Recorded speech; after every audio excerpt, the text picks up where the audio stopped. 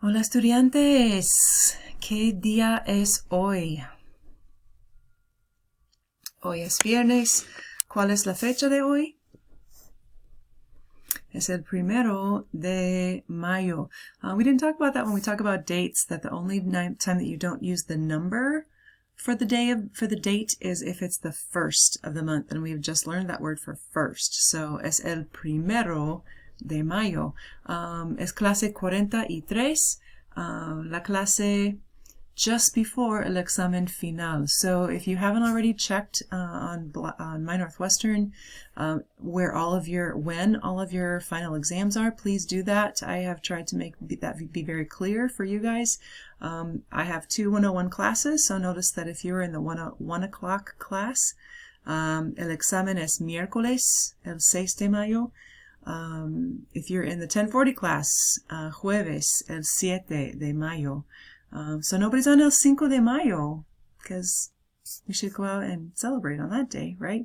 So, but it's both of your classes have your examen a las 12:30, a las 2:30. So it's a Blackboard test that would have been what I would have given you in paper. I have formatted it into the Blackboard format, so I'm really hoping and praying. I've been checking it 17 times to make sure that it deploys at the right time and you have the right amount of time for it and all of the things look right and the listening sections are all there. So yeah, I will have a little short session. I'm gonna have my Zoom room open el 5 de mayo, actually. No, el 4 de mayo. El lunes. So anytime Monday between 7 and 8, if you have some questions or if you have a specific thing that you want explanation about, I am happy to answer that question. I have that information at the end of this PowerPoint. So my Zoom room link is there and I will open it up, and it's kind of like my office hours. I'll be in there. You can stop in or just stop in and say, hey, I haven't seen most of you. Most of you are choosing to do the videos. I hope you're doing the videos. I'm noticing that the videos are getting not the total number of views. So I have a feeling many of you are not watching the videos. I think that will be made evident in the final exam. So that I wanted to remind you of that, and I will be here to answer any questions. So what I want to do is just spend a little time. This won't be the entire a 45-minute one like we've been doing in the past. It will be just the review though of those little pronouns that we were doing this last little bit.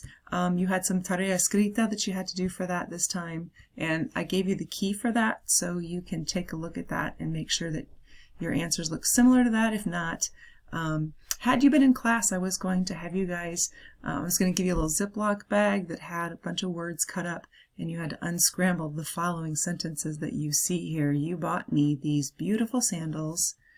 I'll just put them all up there. You can see those. And what you'll notice in here, I believe, is that, I hope that what you would notice is that what we've been practicing are these little pronouns. You bought these beautiful sandals for whom? For me. Our grandmother wrote a letter to whom? To us. That to whom, for whom idea. To me, for us. To us, for me. That saleswoman showed you those new gloves. Showed the gloves to whom? To you. My parents sold that cheap hat to Juliana. To whom? To Juliana, to her. Every one of these situations, you're going to need one of those little pronouns. So let's do this instead. I'm going to give you these words to that sentence right there. You bought me these beautiful sandals. Hit the pause button. I want you to rearrange those words that you see. I don't have them in Ziploc bags for you to physically do that, but go ahead and rearrange those. If you may want to write it down in your notes on a scratch piece of paper, and then I will put those answers up in just a second. Pause now. Here they are. Tú me compraste estas sandalias hermosas. Couple things I want you to notice about that. There's one verb, and the verb's in the past tense. Compraste. Obviously, I gave it to you like that. But since there's one verb, I have one choice. The me has to go in front. You bought for me. Me compraste. And then this hermosas has to go after. It's a descriptive adjective. It goes after what it describes, sandalias. Estas sandalias hermosas. Let's try the next. Whoa. Yeah, let's try the next one. Our grandma wrote us a long letter. There are all the words in that. Hit the pause button, unscramble them, and come back when you're finished.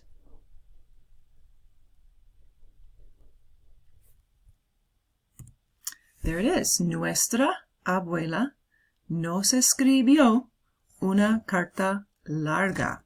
Okay, again, larga describes carta. This is the pronoun I wanted you to pay attention to. She wrote to whom? To us. Nos escribió. Let's try the next one. That saleswoman showed you those new gloves. Before I click in all of the words, what pronoun do you think is going to be represented in those words with the you? That saleswoman showed to whom? To you, those new gloves. And it's a familiar you. I should tell you that because that makes a difference. Let's see if you got it right. There it is. Do you see it? There's the te. That's the to whom, to you. Now, hit the pause button, see if you can rearrange all those words into the correct format. And there it is. Esa vendedora te mostró, there it is, there te comes right in front of the verb, te mostró esos guantes nuevos. Plural, plural, plural. Esos guantes nuevos. Is that the last one? Here's the last one. My parents sold that cheap hat to whom? To Juliana. Now, there is no to me, you, him, them, us, you plural, you formal, but there's to Juliana. I have a person's name there, but in addition to that, I also need one of the pronouns that corresponds. Which pronoun corresponds to Juliana, to her? Let's see if you chose the correct one when you see it in the possible choices here. There it is. There's the le. There's the le. That's to her, but I'm not sure who that's going to mean, so I'm going to have to clarify who that is at the end of the sentence. Hit pause button, rearrange this one, see if you get it, see if you get the same order that I did.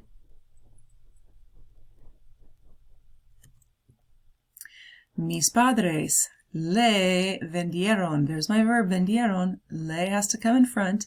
Le vendieron a Juliana ese sombrero barato. Or if you chose to put a Juliana at the very end of the sentence over here, that's fine. It's okay. As long as it comes after the verb somewhere. It has to come after vendieron, usually.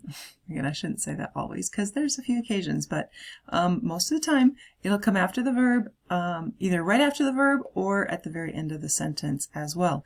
Now this one to me is the most puzzling, I think, because the sentence notice up here said, my parents sold that cheap hat to Juliana. Wouldn't you think that the a Juliana is enough of to Juliana for you? Yeah, you would. You would.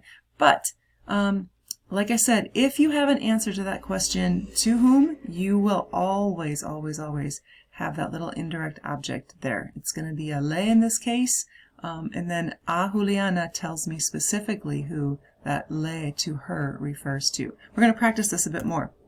There they are again. Tarea escrita, I'm actually going to, I'm not going to spend a lot of time on these because I believe I gave you the answers, right? Here's the little te, and then there's the direct object, los, I sold them. If there is no answer to the to whom, for whom, then I don't have one of these pronouns. I sold to you. I have an answer to that question in the first one. I don't have one in the follow-up ones. So just be aware of which kind of pronoun you're using. Is it answering sold what? Or is it answering the question sold to whom? Or lent to whom? Prestar, by the way, it's we didn't get all of the vocab for this chapter. We just ran out of time. And I gave it to you on the tarea document, but the verb prestar, it's on the back side of your vocab. Just wanted you to see that verb prestar, to lend. It's a one that you often use with an indirect object because you usually lend stuff to somebody, to a person. So we lent to her. There's the to her, le. A ella tells me that it's to her and not to him, or not to you formal. And then ese abrigo carro, etc., etc. I said I wasn't going to dwell on these. I thought I gave you the answers. If I didn't, I do have them up here, and you can pause the video now and check to see how you did. But it's a lot of stuff here. It's a lot of where these little pronouns go, and in a couple of these cases, when I have two verbs together, I can choose to put it in two different places. Te quiero dar or quiero darte. Nos quiere dar or quiere darnos. I can choose it to put in either place. Here the les can go either before queremos or you can smash it on at the end. However, in this example, vendió, vendió, vendió. One verb, one choice. That's all you got. If you'd like to take a little bit extra time, you can pause it now and compare your answers with this. And we'll work one more time with this here on this next thing, prestar. Actually, hang on. The verb prestar is to lend. Like I said, it's used a lot with an indirect object pronoun because there's usually somebody you lend something to. So look at the first example. Mi mamá me prestó el dinero. She lent what? El dinero. Here's my answer to this question. To whom? To me. So I need the me that goes in front of that one. If I've got two verbs, voy a prestar, I'm going to lend. So I can put it in front of the first one, te voy a prestar, or I can attach, I thought I did it twice, didn't. You can attach it to, you can attach it to the end of prestar if you would like. Voy a prestarte ese abrigo. You could do that as well. She lends her bike to her friend, which I said back here is a to her. I need both. I need to her friend and I need the to her. It seems like it's redundant. It seems like you should only have to say one of those two. Such is not the case. So, le presta su bicicleta, and then to clarify who the le refers to, a su amiga. A su amiga. So basically when you look at this, you're seeing this represented twice. Le means to her, and a su amiga also means to her, or in this case to her friend. Okay, one last thing, I promise. Then we'll do some more practice with those with all of those little pronouns and putting those sentences together, because that's what's hard, the order and where does it go and all that stuff. So we'll practice that, and hopefully we'll get into some patterns and you'll start to feel the flow of that. But one thing before that, the past tense of the verb go, ir. It doesn't work like all the other verbs because clearly you can't take the IR off and add something because there's nothing to add anything to. That's all there is, the verb ir. So here they are. Here's the past tense form of this for I went. I'm going to say that and I want you to say it to get used to the sounds. Yo fui. Repitan, yo fui. You went. Tú fuiste. Repitan. Notice the fuiste. The ste, right? Like prestaste or comiste, right? So there's the two form has that iste kind of thing going on. He or she or usted went. Fue, repitan, fue. Mi amiga fue de vacaciones. We went, fuimos, repitan, fuimos. And it really is doing my ADD or OCD, that's what it is. A number because this did not get in letra café, which makes me a little bit OCD. But they went, ellos fueron, or you guys went, ustedes fueron. Repitan, fueron.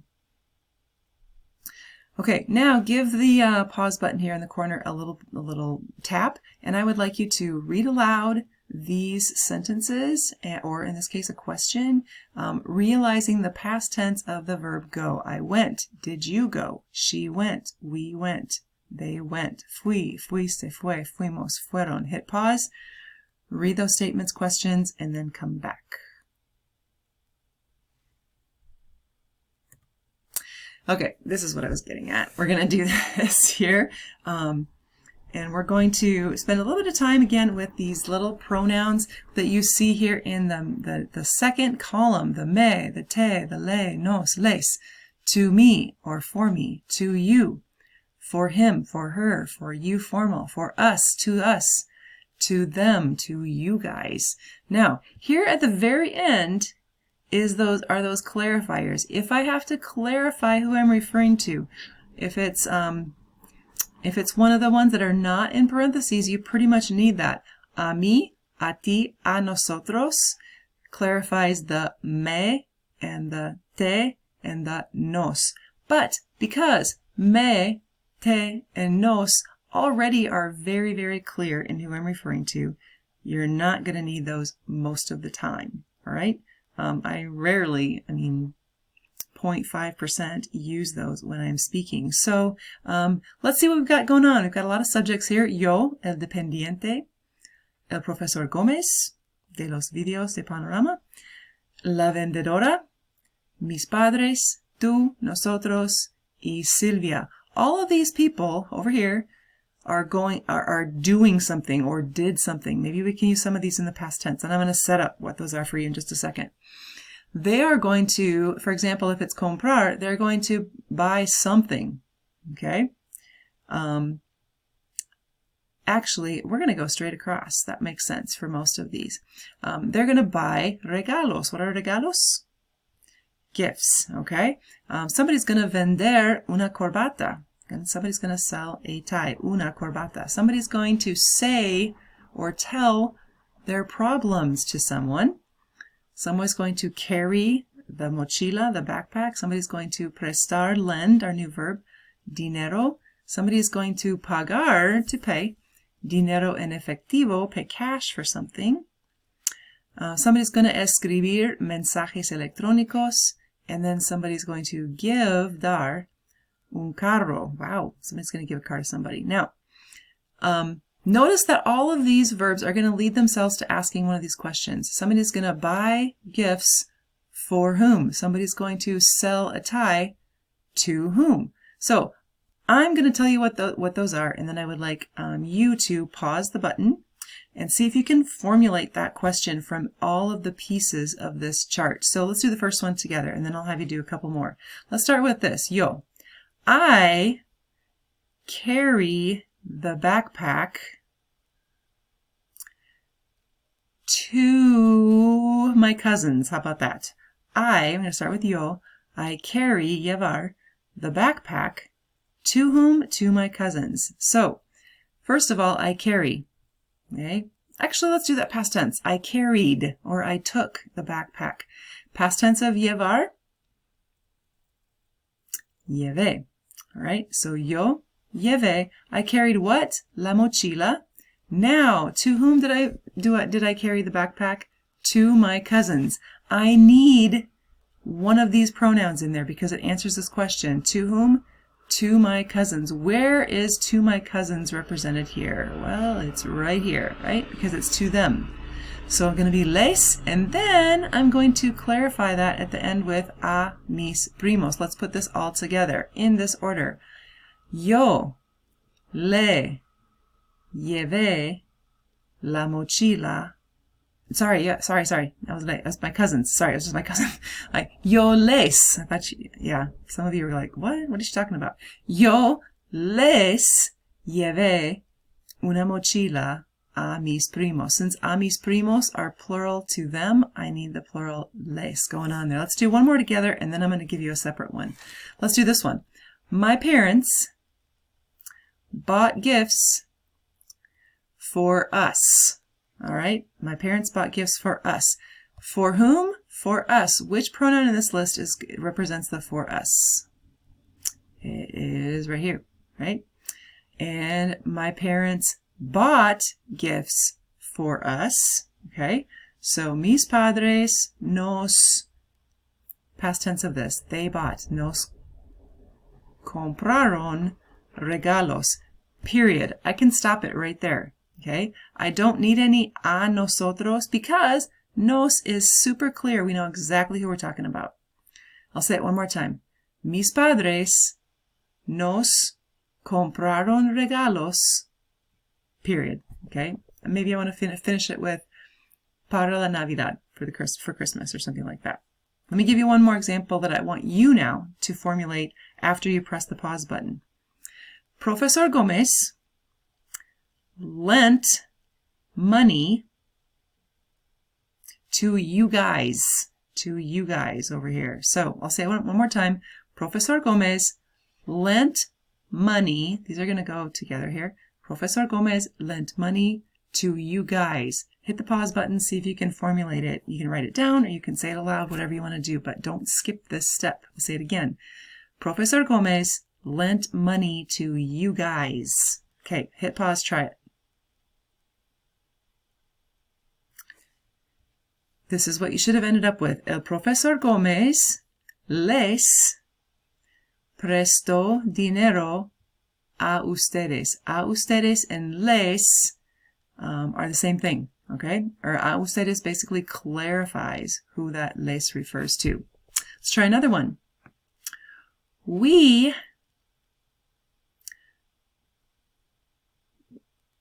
do we do? We write emails to their uncle, okay? We write emails, escribir mensajes electrónicos. We write emails to their uncle. Give it a shot.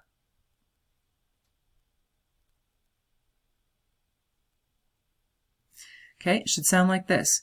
So we write emails to our uncle. To our uncles down here in the bottom corner, but I also want something from this column. We write emails to him. Where's to him over here? To him, his uncle, our uncle, their uncle. So here it is right here, le. So, and we write, escribimos. So now we can put it all together. Nosotros le escribimos mensajes electrónicos a su tío. Okay. What if we write emails to you? You, my good friend. We write emails to you. Where's the to you over here in this column? I'm going to circle in and I'm going to land on it right there. There's to you, right? So we write, here's again, we write, escribimos. We write emails now to you. So let's put it all together. Nosotros te escribimos mensajes electrónicos. One more.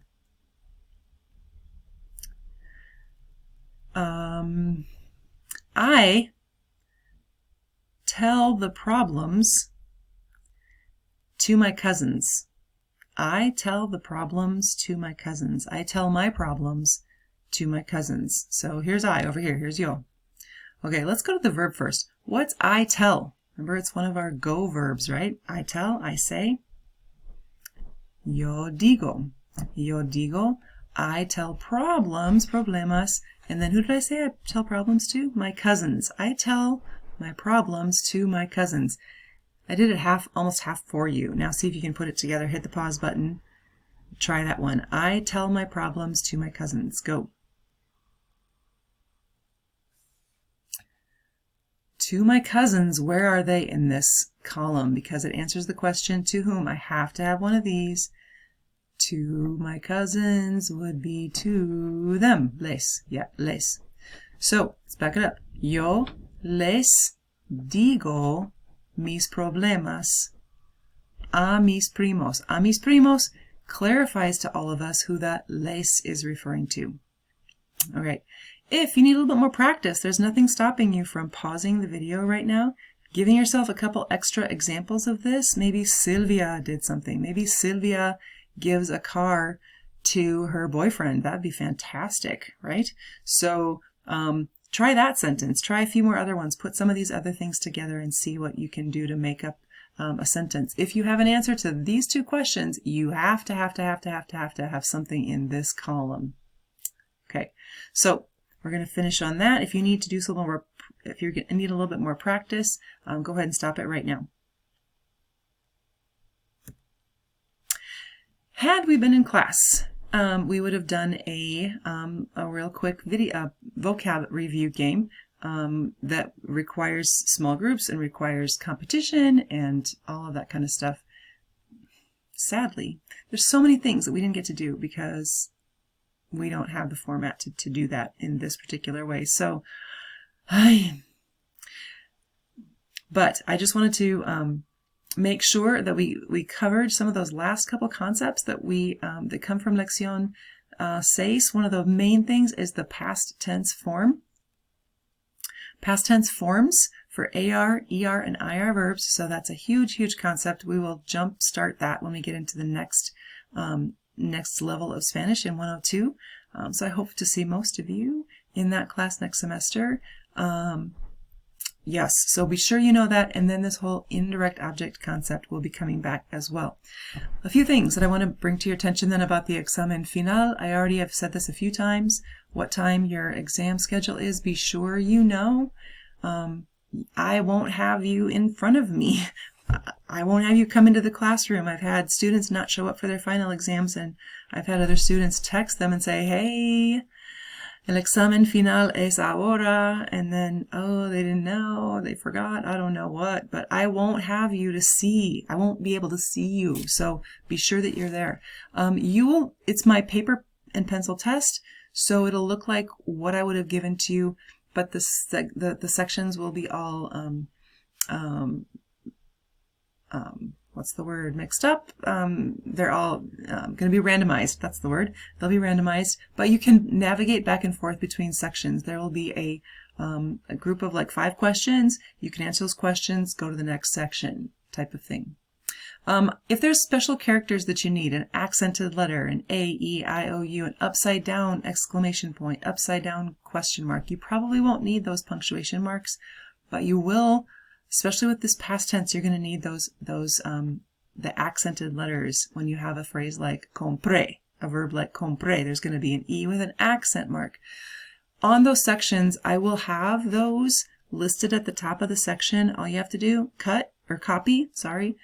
highlight it, copy it, paste it, and there you go. It's not quite as easy as Panorama. You can't just click on it and it won't appear.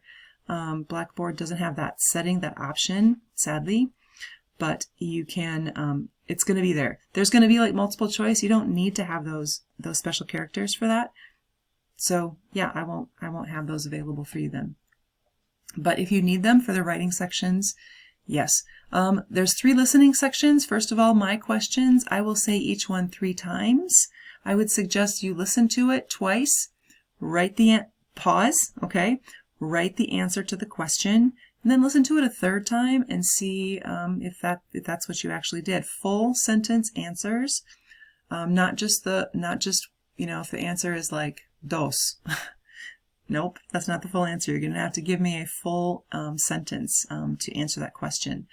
That's one of the listening sections. The other 2 are from Panorama. I have the sound file that you can listen to. I would like you to listen to 2 times each. I can't control that because you can do whatever you want, but really if you have to listen to it 4, 5, 6 times, even 3 times, you can listen to it multiple times, but you're going to start running out of time for the class, for the exam time, because you have 2 hours, and also if you can't get it after the 2nd time, you're probably not going to get it. So, but they're multiple choice questions, so be prepared to answer those. I would, before you listen to each section, good strategy is to listen or read through all of the questions that you're going to have to answer so that you know what you're listening for. All of those answers will appear in that order. So give yourself a heads up by reading through those before you hit the play button. And with that, I just expect integrity, I expect honesty, I expect that you will not have any assistance, you will not have any notes, you'll have no vocab sheets, you'll have nothing. In fact, put that at the opposite end of the house because it's way too tempting in this setting to do that. I expect that of all of you, and there's no other way to police that other than relying on your integrity. So please, please, please make me not question that, okay? Having said that, like I had mentioned, I'm going to have a study session el 4 de mayo, lunes a las 7. That Zoom information is there. You can come back to this PowerPoint and you can just click on it. I will be there to answer any questions. If you want me to do some practice things with you. And having said that too, I have a tarea document that I'm going to post. It is not tarea that I'm going to ask you to hand in. What it is though is some really good practice for the examen final. I have also made available to you the key for those exercises. If I'm you, I'm going to print that out. I'm going to try and do at least some of those sections, at least the ones that maybe I need a little bit more work with. And then I'm going to check my answers. And if I have questions about that, I'm going to log in on Monday night and I'm going to talk to me about those questions and say, what's up with this? I don't understand this question. So that means, so even though your test isn't going to be until miércoles or jueves, I would still work on some of that stuff between now and lunes. So you can come to me with questions. Yeah, I would encourage you to do that. It's not something you're going to have to hand in. I'm not going to make it a link on Blackboard for you to upload something. I'm not going to do that. But it is underneath the Tarea 43 document, and there's right after that, there's the key to all of those sections. I really would like you to complete the course evaluation. You know how to access that, I believe. It's on your My Northwestern, I think, in your Blackboard. So please, please, please do that. I know this was not an ideal semester. I know there are frustrations. Me too. And it's not how it should go. Language is it's a communicative thing. It's something that I'm supposed to look at your face and talk to you with. Can't do that this way. It just doesn't work. It hasn't worked like that. And that makes me sad. But it was what it was. So I really encourage you to give me some feedback. I would like to improve. And that's how I can when I hear back from you. So any comments are appreciated. I would like to learn. So please be aware of that's available here until not very long. I think you have until the end of Friday to finish that off. Okay. I will probably post a video announcement just to tie up loose ends and just wish you a very happy summer. I have missed you guys. Okay, full disclosure. Honestly, I didn't really think that I'd be like, all right, I'll still keep in touch with them. I don't, I'll miss them, but I'm here to tell you, I have really missed just having your energy, having you walk in the room, having you just messing around. I've missed that. And I hope and pray that we will be able to be together. I hope I will see a lot of you in my 102 class. But until then, I will probably put like I said, a video announcement, and we will finish up the course that way. So, hasta luego. Nos vemos hasta el examen. Adiós.